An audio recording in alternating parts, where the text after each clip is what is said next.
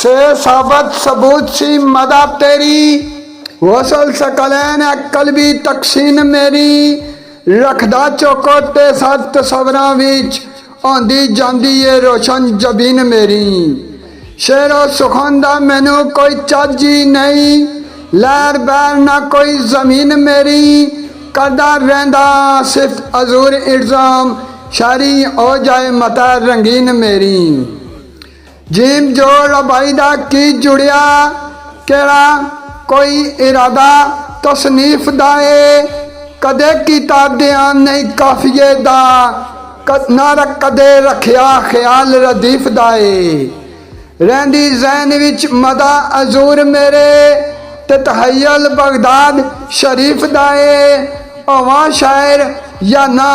परवाह कोई नहीं इल्जाम शौक बस मैनो तारीफ दाए चे चंद पीर मुर्शद लजपाल मेरे मुर्शद मुर्शद हर वेले पुकारदा आंदी जदों मुसीबत कोई पेश मेरे वाजा पिंडी वल तक के मारदा मुर्शद खानियों मिलदी इमदाद ऐसी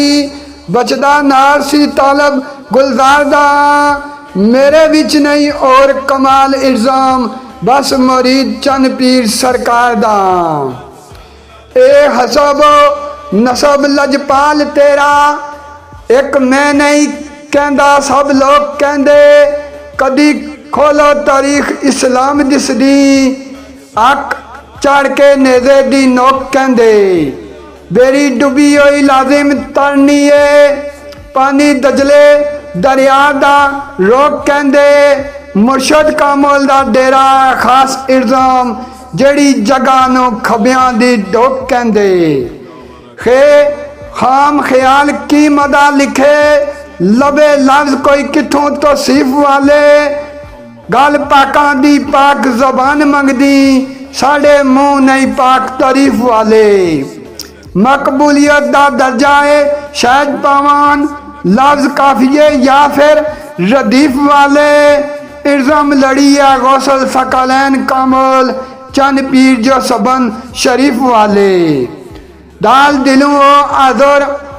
अजूर रब दे पढ़ो नफल नमाज ते मदद मिलदी मुश्किल वक्त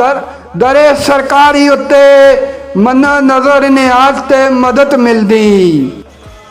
गैरां ताई वसाओ ना दिली अंदर रवो इधरों जे बात ते मदद मिलदी मुर्शद खाने वाल तक के देवो इल्जाम पीरां ताई आवाज ते मदद मिलदी पीरां ताई आवाज ते मदद मिलदी।